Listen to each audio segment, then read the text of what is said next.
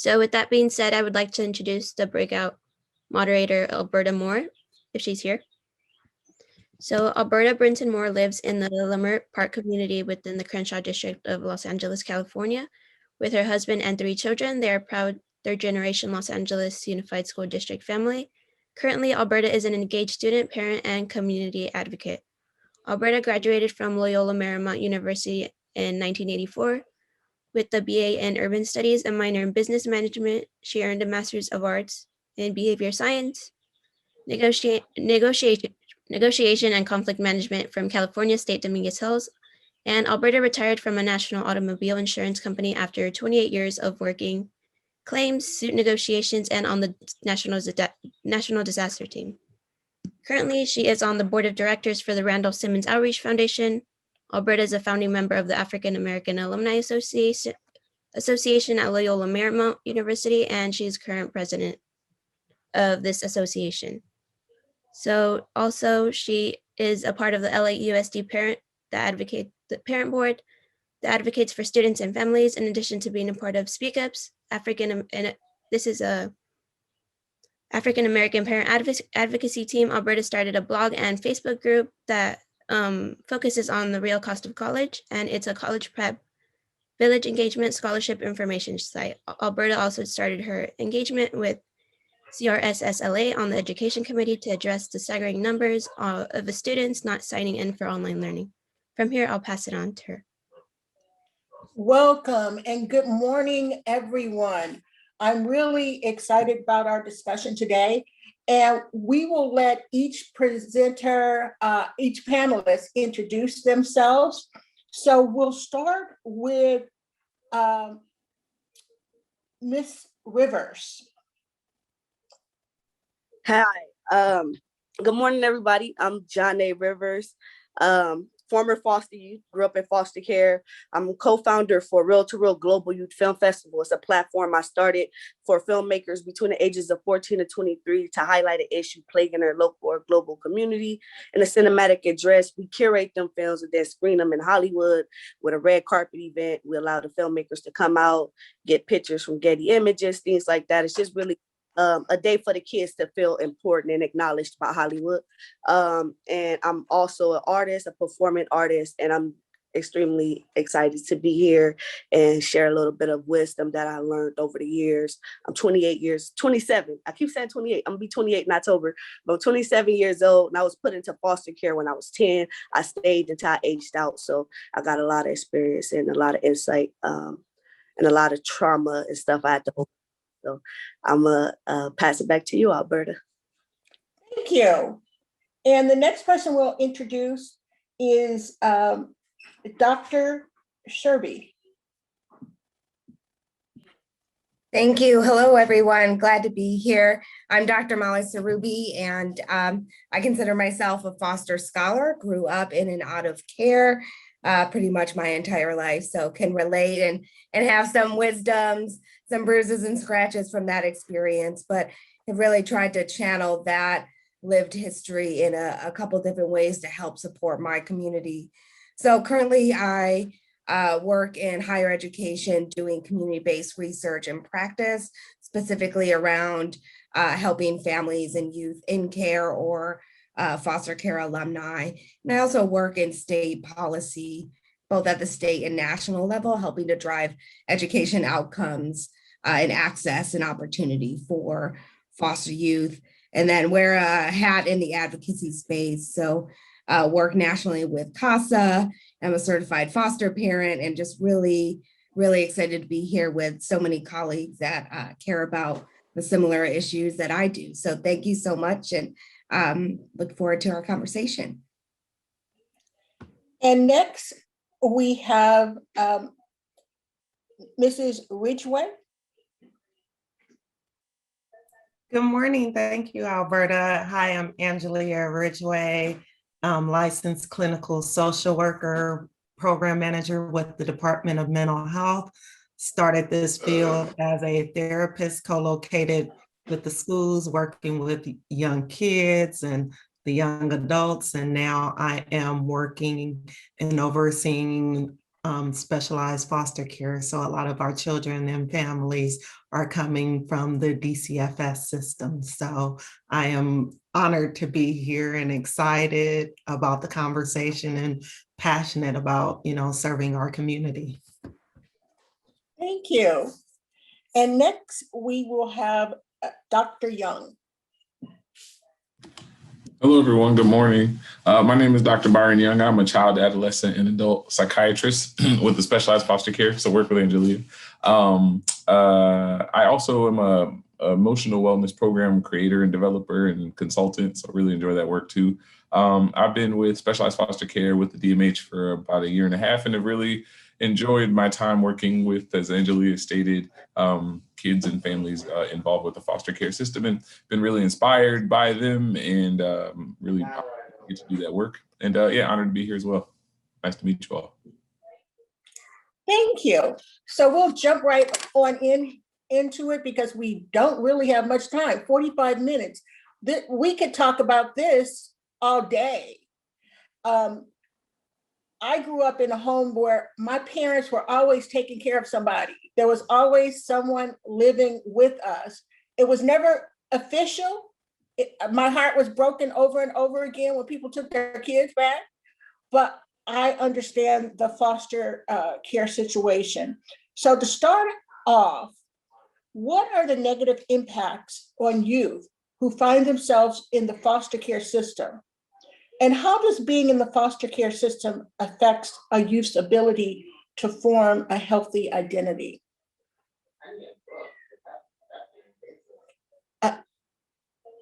Jonah? Yes. So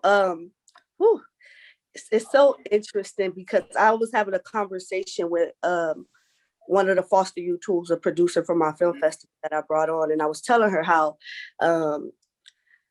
her brother was having a dilemma with a girl he was in a relationship with, who come from a family who already had her life planned out for her. So she pretty much already knew who she was, who she wanted to be. Her identity was already picked out for her. And I told her, I said, it's interesting because for foster youth, we don't really have that choice. We're forced to go out and figure out who we are. We stripped away from our families. We're stripped away from our communities. We stripped away from our culture. And then we're placed into a system that can care less about where we go and what happened to us. Most of us bounce around from home to home. And so we're forced to go out and figure out who we are, who our identity is. And most of the times we end up building a family of our own that we want, or the environment that we need with people that we feel like we want to have in our lives. And so for a foster youth, like foster care, it can impact your life in a very traumatic way, especially if you don't have access to resources or to community organizations or to tools to help guide you through that system as a teenager and as someone who aged out the system. Because I know when I aged out, I was battling homelessness for a minute, you know what I mean? And that's while I was producing the film festival and going to school and everything, but I still found myself faced with homelessness. And so it's really about finding that community, building that community, because as a foster youth, we are unfortunately snatched away from everything we know, and then we're forced to have to re-identify who we are, figure out who we are, and that void is always there of like what could have been, because we don't know, because we was robbed of that opportunity. And so I'll pass it to another one of the panelists who may be able to share a little bit of this. Yeah, thank you. I totally agree. I think youth in care, the identity of foster youth is unique in that label of an identity is tied to a negative circumstance, right? Nobody's in foster care because things are going real great in their lives or the lives around them. And so intrinsically, the label of foster youth has a negative connotation. And we live, unfortunately, in a society where that's often linked to income or race, and these internalized messages of, something has gone wrong, you are at fault. And so, I think so many youth in care internalize that identity, both just from the label of being in foster care and all the stereotypes that go with that. And I think that's hard. I think a lot of us maybe spend a lifetime overcoming or compensating and or chipping away at those internalized messages. In some of the work that I do, in all the work that I do, I approach it from a very asset-based lens, in helping youth in care or those that have aged out or care alumni, switch that internalized narrative. If not only are you a foster youth, but you're resilient and you're resourceful and you're independent and you have tremendous skill in compartmentalizing parts of your life to survive and figure out the system. And so I think there's great opportunity to rub that nuance towards a positive, but it is often an uphill climb and a lifelong uphill climb. Definitely agree with what everybody said. I mean, just it's in a nutshell, just leading to homelessness, negative impacts as to leading to potential for sex trafficking, drug addiction, juvenile delinquencies, probation. It kind of sets the stage up, I have a friend who works in the probation camps and kind of see that, kids coming in the foster system, ending up in the camps and then turning around, ending up in prison. So, all these are negative impacts. And like was mentioned previously, just the identity, the trying to find who and what, and then also being told who you are, not having, that power. So. Yeah, I think just to add, I think many people agree that for youth, some of the most important things that like you're supposed to get from your caregivers, your parents, is reliability and consistency. And so already many folks who come out of the into the foster care system already were lacking that reliability and that consistency. And sadly, when they come into the foster care system, they don't necessarily get that, right? So sometimes folks go from foster care family to foster care family, that kind of thing. And so one of the kind of key things that kids kind of need to kind of nurture them the most is reliability and consistency. And that's so unfair that people who kind of have to be involved in the system don't get that thing. And then that does set up, it makes it much harder. And so, thank God, many of the people who go into these systems are quite resilient, but it's not fair that they have to be resilient. Like, why is it that, under-resourced kids and these kids are the ones who always have to be so resilient? We always have to have the grit. And so these things that so many people have the privilege to not have to have, these kids that have to have it.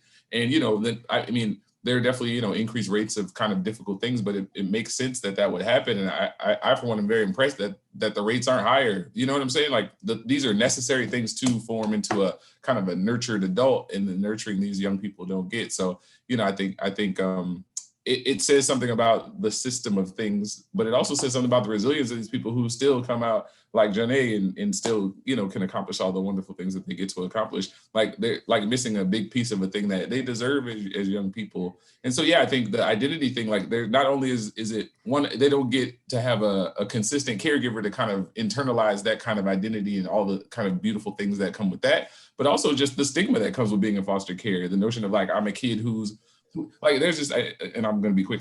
There's a thing that in the Buddhist tradition or the Eastern tradition that says like suffering is rooted in kind of having a fantasy about a thing and then not being able to attain that fantasy. And so we all have a fantasy when we're kids that our life is going to kind of be a particular way. Our parents are going to be this type of responsible. We're going to have it. And so those kids that fantasy gets taken away super quick. And so anytime you have this kind of fantasy about the way a thing should go and it doesn't go that way, that's going to cause a lot of pain and suffering. And so, it's a really unfortunate thing. But yeah, I think we see it all too often. But yeah, for me, it reminds me of the resilience of these kids too. Our next question is, can you discuss something that was a trauma, part of the youth experience in foster care that is not often discussed? And how can that being in that situation affect a youth's ability to form relationships? So definitely something that's not discussed and that hindering a youth's ability to form relationships. I can kind of try to jump in here a little bit about the research that I've done and working with my peers in the system. I think an issue that isn't talked about enough, maybe hit on here and there, is really kind of the balance between attachment and isolation, right? And so one of the brilliant young people that in that video talked about, looking for relationships, but not trusting them and maybe picking the wrong ones. And I think youth in care have this really, again, unfortunate and unique experience of trying to understand the concept of trust after you're, ripped away, maybe from a community or a family environment that you can't trust into a system that you can't trust, right? And so there's some trust issues, but you long so much for attachment and real relationships, even if, as a recipient of your circumstances, you don't quite know what a real relationship should be, right? Like your markers of love and stability and access are a bit skewed because of that environment, perhaps. And so I think that has such a lasting impact, and really understanding, I think, to understand both the identity and some of the traumas that, us in care have experienced, is to understand that dynamic and how it relates to how we define success for ourselves, or how we ask for help when we need it, or trust. Is that fierce independence and also longing for connectivity and belonging in the dichotomy, or in comparison and balance of that, I think is unique and under talked about and often under addressed. I agree, Molly. And another thing I think that's overlooked, like for me, my situation was really unique because I come from a home of love. I was fortunate enough to have a mother's love, a grandmother's love, a brother's love, a auntie love, and not in a perverted way, like a genuine, authentic love. And my mom smoked marijuana, and because she lived in the hood, only the hospitals in the hood drug test the parents that give birth to the kids. They drug tested her and they found marijuana in her system and in my little sister's system. When you age out, you get the whole package, so everything is there. And I was taken away from my mama and placed in a system where I then began to experience trauma, right? And this is not talked about a lot, about how some kids are placed in a system full of, like, their parents smoking marijuana, and they actually come from a loving home, and they get placed in a system where they're molested and they're starved and are neglected and not given that love. And because I had a mother's love, I was easily able to identify that I wasn't being treated right, because I was being treated right my whole life, right? And so I get put into the system, and then I've been molested, and then all these things happened to me. And then what it did was it messed up like you said, my trust with people, right? And then not only that, my mom had family members, when I got the packet after I aged out, family members going against her, right? That was another layer of trust and things that made me have a hard time trusting people in my adulthood and in my teenage years, and just building relationships and things like that. It wasn't until my mentor, who I found in my film festival with,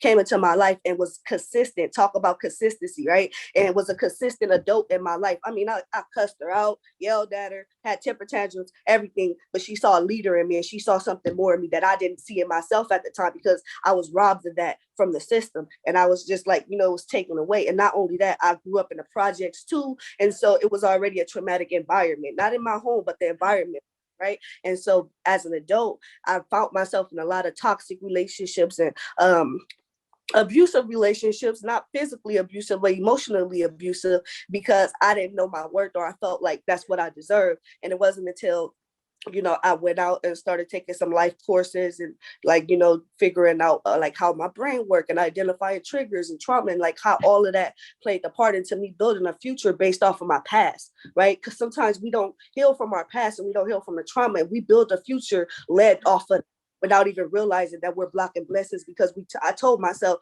oh, I ain't gonna never, ever, deal with this kind of person because this kind of person molested me. Or I'm never, ever going to be gay, because I'm gay now, completely gay, because my family tells me that, you ain't supposed to be gay. That's not the right way. God, that's a sin. Woo, woo, woo. Now I tell people, if you can't throw a stone, Like God said, he who has not sinned cast the first stone. Nobody was able to throw one. And so if you can't throw a stone, then don't come talking to me about a sin, because I'm living in my truth and I'm happy, It's just being able to heal from that trauma and grow from it. Because for me, some kids are taken from a traumatic environment and placed into the system where it's even more traumatic, from a broken home to a broken system, right? That's a lot of, but again, there's kids that also come from loving homes and placed into the system break them.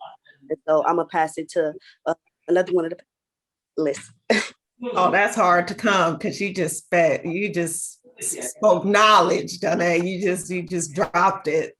Mic drop. That was just in a nutshell, just amazing what you said. And I just like to piggyback on that. It's just the biases of that play out with removal, reunification, placement.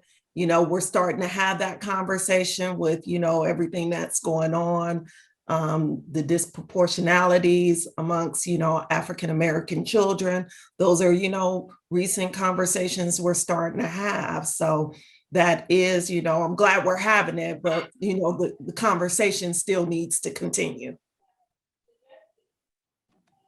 Yeah, folks said everything I was gonna say. I was gonna say, like, when I talk to older folks who are in this, who have been in the system, oftentimes they talk about how maybe they had some difficult situations in the homes that they, their biological parent homes, but sometimes the systems that they went into were more toxic than the system they came out of. So, Janae said it about different types of abuse, from emotional to physical to sexual and that kind of thing. And not to say that happens all the time. I know, definitely have success stories too, but I think that hopefully if you're putting people into this system, that should never be the case. It's almost like you can't have bad cops. You can't have bad foster parents. It's just like it's something that you just can't have. And so I think that that's something that you see that people kind of witness and way too commonly. And yeah, to Angelia's point, and this was something I learned, talking to people in DCFS, there's a disparity between, when you think about kind of white, Latinx, and African American. So already a disparity between white and Latinx and African American, and even more of a disparity between Latinx and African American. So African American children are most likely to be taken, least likely to be reunified, and that kind of thing. And so just hearing about how these disparities work, and even when all things kind of are equal, there's still kind of the bias that comes. And this is a bias that is in all American systems, right? The kind of anti-Blackness in whatever system you want to name. And so I think those are things that need to be addressed. I really, in this, I think this is recorded, so whoever's listening, the people in the systems, there's so much conversation around equity, DEI, and you hear all these things, but I haven't heard much about what equity it looks like in action. And so equity means that you help people catch up. It doesn't mean everybody gets equal. It means that there's not equality. And so in order to make it equal, you have to give extra to help people catch up. And anytime you talk about giving people extra, people get uncomfortable. And so, if we're going to talk about equity, let's see it. What's it look like? It means that if you have a group that experiences disparities, then that group needs extra support. So for Black and brown people, you need that much more support. And if there's a difference between those people, then the people at the bottom need that much more support. So really kind of once you take care of the most marginalized, then everybody will benefit from that. And so I think we keep having all these conversations about equity, but I don't see the equitable actions. And so we really need to be serious about it if we're going to talk about it. What's it look like? Let's see it. What are the metrics for it? Let's test it. Right. Okay. Wow. That is definitely something that we could talk about for a while. Something that I've noticed, I have a school-age child, and he was in Audubon and Dorsey, and there's a huge population of foster children. And I wanted to know, how do you think being in foster care affects a child's ability to function in school? I mean, it starts from the gate, I know the systems were starting to, change that, but, there's so many barriers. You need, immunization, you need transcripts, you need this, you need birth certificate. A lot of our kids don't have that. They're moving, sometimes, like they say, the saying, pillar to post, so to register, you're asking for all these documents that sometimes can't be furnished. So, that just starts the entry. And then, hey, where am I at? Do I have enough credits? Do I have this? Do I have that? And again, the biases that, teachers have, or, counselors have for a kid who, hey, maybe I have a learning disability, so I'm acting out because, hey, I don't want to be embarrassed. So it's easy for me to act out and get that stigma. Oh, you're in placement, so you're typical of acting this way, and then just get, stereotyped and stigmatized about what you're doing and who you are, other than exploring the root of what's going on. So, I mean, it starts and ends with just barriers. Yeah, I mean, I couldn't agree more when you said it starts from the jump, right? Like, I mean, it's so inundated in the life of a kid in care, right? In school, and how we think of, we hold up like this American ideal that that school's supposed to be the safe space. And we know, or most of us should know, right, that is not the case for a lot of communities, most often Black and Brown communities, most often low income, under-resourced schools, right? And we know the intersectionality of that with youth in care most often, right?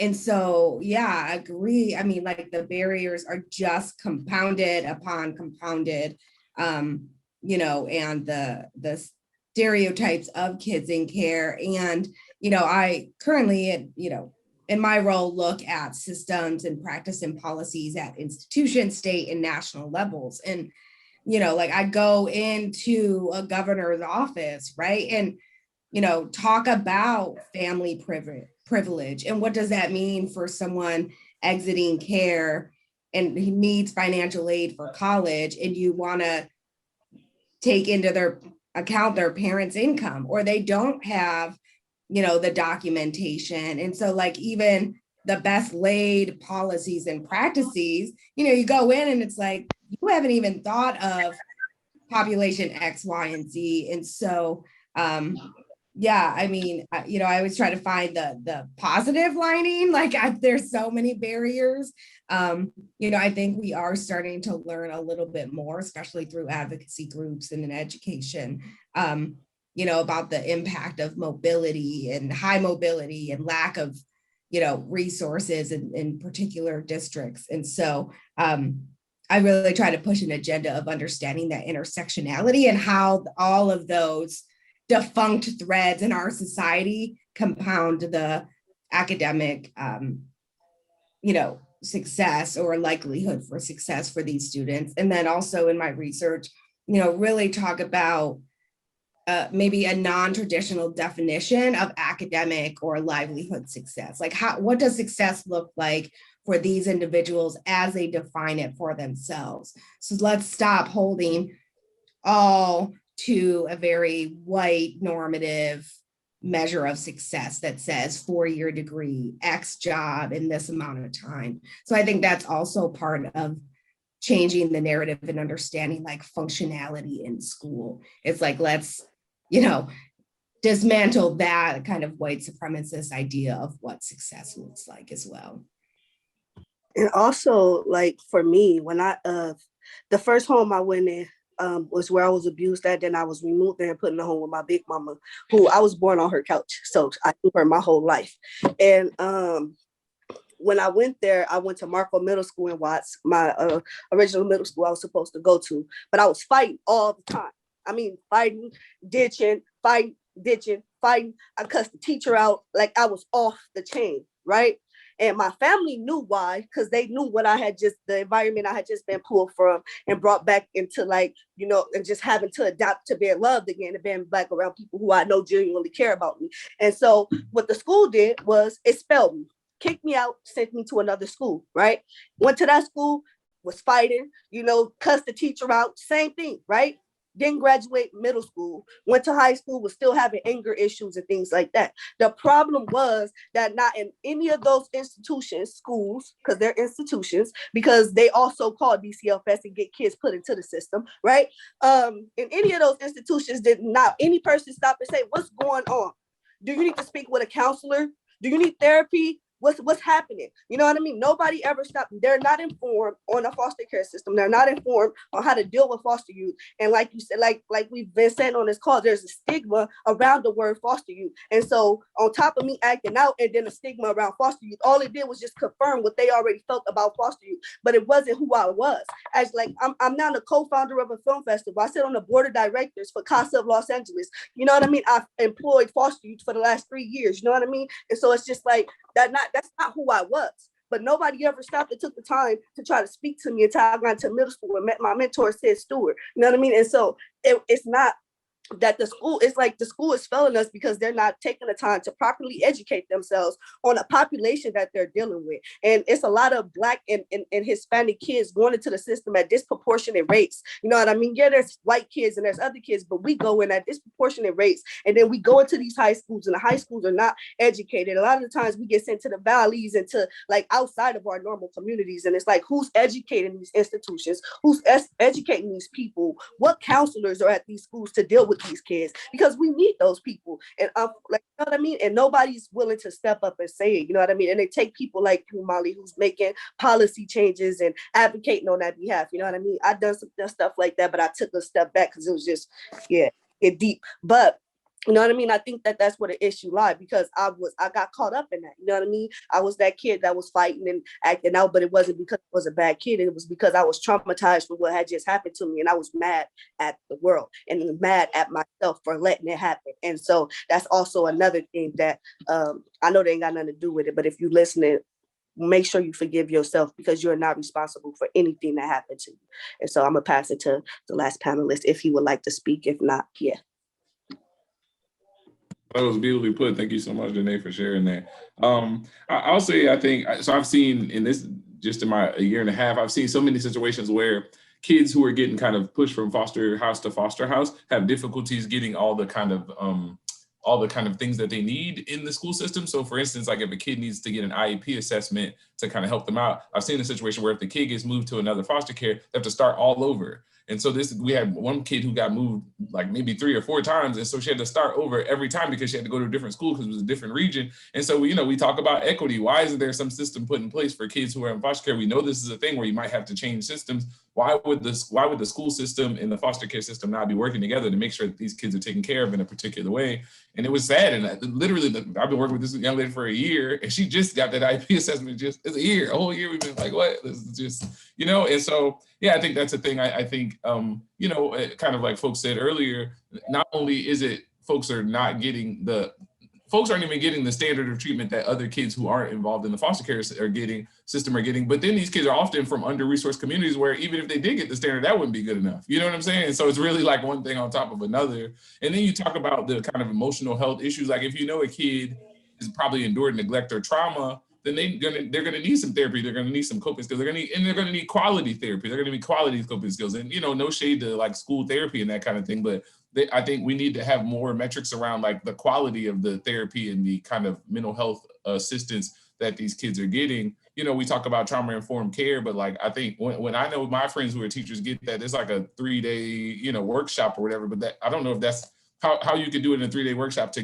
become all of a sudden I'm a trauma-informed care expert. I'm not sure. I'm not a teacher, so I can't speak on it. And I know people are doing their best, but I think we need to get more serious about making sure that we're taking care of our youth, and particularly our under-resourced and marginalized youth. And so again, I go back to equity. If these kids are going through it, then that means the system needs to support them that much more. And I feel like those kids who go through it get less support from the system. You know what I'm saying? And that IEP thing is just an example of how things fall through the cracks and people are just like, oh, sorry, like hands are tied, right? It's interesting how you saw when we went through the pandemic and there were like people needed to make money in systems, they moved all that red tape real quick. All the red tape got moved. We were like, okay, do your therapy on Zoom or on your phone, whatever. Red tape went out of the way immediately. But for these kids, all this red tape is just like, oh, it's just the way it is, and that's not fair.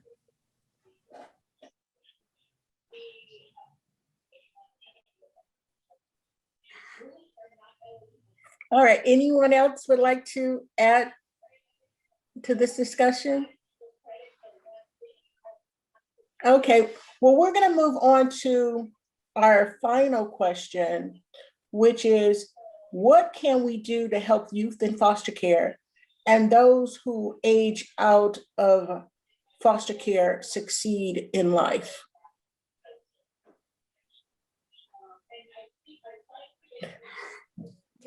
I can share. So, I think this is a question super important to all of us. I wanted to share a resource in the chat, somewhat of a selfish plug, but really more for the individuals I worked with. But my research really in practice is really about, like, yes, we need to understand these barriers and these traumas if we're going to really dismantle and change systems. Yes, 100%, like, unequivocally, unapologetically address and dismantle those systems. I think almost as important, if not more, is sharing those stories of resilience and success and attainment, however these individuals define it. And yes, like, I totally agree. Should these youth or whomever have to be resilient? No. Unfortunately, we live in a system that lets them down, and so they have to be. And so I think, coming up in the system, I didn't see anyone necessarily that looked like me that was being successful. Me and my peers in the system were like, just trying to make it to 18, whatever that meant, right? And like, I didn't know what success looked like. I certainly didn't have anybody telling me I could be or expected of me. I think some of the privilege I hold maybe gave me a little more leg up than my peers of color, for sure. But I think one thing that we can do to help foster youth succeed is to share their successes. And again, by non-traditional definitions, right?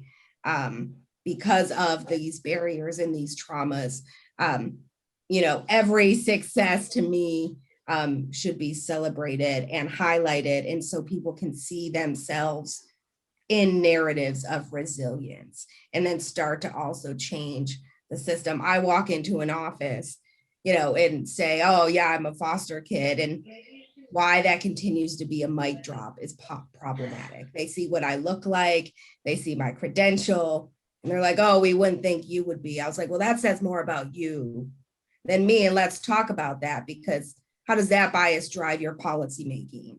Because like, I'm not good with that. So, but by sharing my story of success, or, my fellow panelists or others, like, we change the narrative and give people a mirror to themselves of like, you too are valuable and worthy, despite all the things we've just talked about in this session. Yeah. And also, another thing is to help prepare foster youth is other foster youth paying it forward. So like I said, I was faced with homelessness when I aged out twice. And through my film festival, I had a few foster youth that I gave internships through the summer, and a few of them were homeless, right? And they was like, what do we do? But they were stressed out. And I was like, look, I was just homeless. Go to the county building, go get a voucher for 2 weeks. While you working on that voucher for 2 weeks, be looking for shelters or programs you can get in that serve foster you. How old are you? You ain't 24 yet? You can get into a transitional housing. Let me send you over here to these people, because I've been through the process and I went through the nitty gritty of it. I went through the runaround, so I'm not going to put them through the runarounds. I'm going to send them straight to the places that they need to go. And then through that, like, one of the kids, he was sleeping in his car. He now got his own apartment. He an editor for Lionsgate, and he's on his feet. He got a card Lionsgate bought for him, and that was just like within a year, because he just followed up and followed through. And so it takes foster youth paying it forward and helping other foster youth and not being selfish. Some foster youth get successful and become famous, and then they don't like to share the resources. And it's like, for me, I was just explaining this to one of my friends that's out here from Kentucky that I met in Atlanta, and I was telling her, I was like, for me, I could be way further than I want to be, but I'm not selfish. I'm a very selfless person. So while I'm on my way up, if I see somebody on the stair behind me struggling, I'm like, oh, hold on.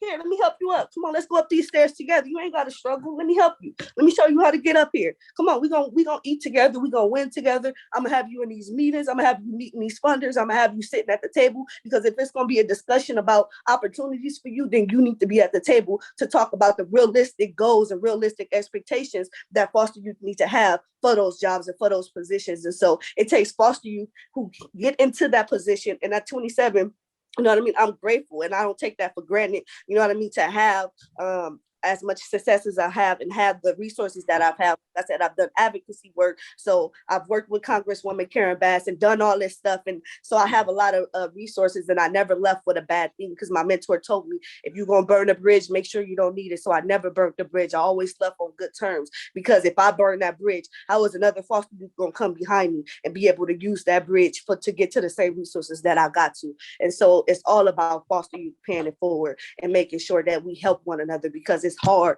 once you age out that system. And a lot of programs got age restrictions. At 21, you can't get resources. After 24, you can't get resources. After 27, you know, and so it's just like, find like the ones who have made it through those stages and pushed through the hardships, the trials and the tribulations, and was still successful through it all, be able to help those foster youth and be like, look, I ain't selfish. And I know that you are just as great as me, and we gonna both shock the world. And it's enough room for all of us, you know? And so it's about collaboration and not competition. And that's how we help foster youth from slipping through the cracks. And that's how we help prepare foster youth when they age out the system, by coming together, collaborating instead of competing and always in competition with one another, whether it's nonprofits in competition and not collaborating, or whether it's foster youth competing with each other and not collaborating. We need to focus on collaboration and not competition. That's my motto that I've been moving by, that I've worked by, and that I preach all the time. Collaboration, not competition. And watch how many youth stop falling through the cracks.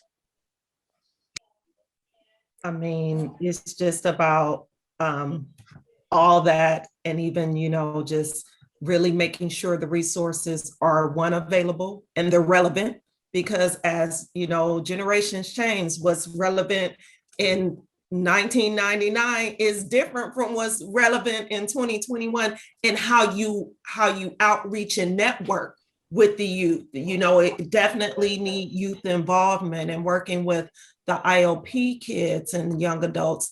It was like, hey, the system got me my needs, but they didn't teach me. Now I'm in independent living.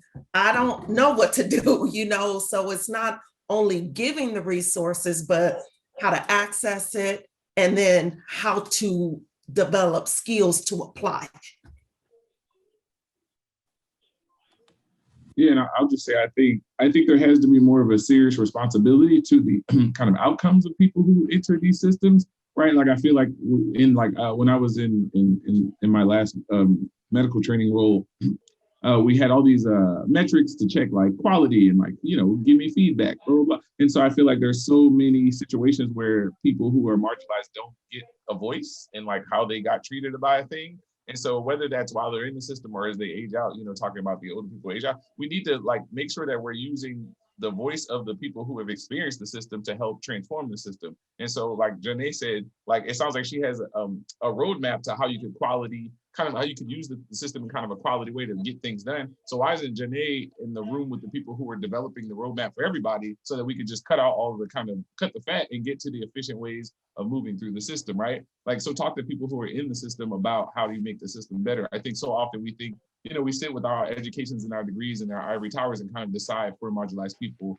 what we're going to do for them. But if you're not kind of working with marginalized people as the primary stakeholders to decide and as experts on themselves, then it just doesn't make any sense. And I think we definitely need to see more of that to make movement. I think, you know, talking about metrics for like the quality of things that they experience. So the quality of education they experience, the quality of mental health care they experience, the quality of the foster homes that they go into, you know, on all these things, like, you know, on Yelp, you got star reviews and all this thing. When you go to Airbnb, you got all these reviews. Like, these things need to be a thing. Like, people need to talk about, like, oh, this foster care experience was amazing because of these particular things. And then you can use those metrics to help people figure out what it takes to be a good foster parent, what it takes to educate a kid who's in foster care system. So really this notion, again, I go back to the conversation of like, what does equity look like? It looks like working extra hard to make sure that the quality for marginalized people is better, right? And so I think about this all the time. My friends who work in kind of corporations and finance talk about how like corporations have this thing called a fiduciary responsibility, that they like, their main goal is to make their stakeholders money. And so the notion that fiduciary responsibility in America is taken more seriously than the responsibility to nurture and care for young people in systems is really sad. And so I think until the responsibility to people becomes more important than the fiduciary responsibility of corporations, when you're talking about stakeholders and the people who run systems, and I think, you know, that's sad, and we definitely need to change that. There definitely needs to be, to take the energy from that and put it into making sure that people feel taken care of, feel nurtured, that they feel supported. That's really important. And I think the way you do that is to hold those marginalized people as the experts on themselves and make sure they're at least in the room, if not at the head of the table, when these kind of decisions are being made.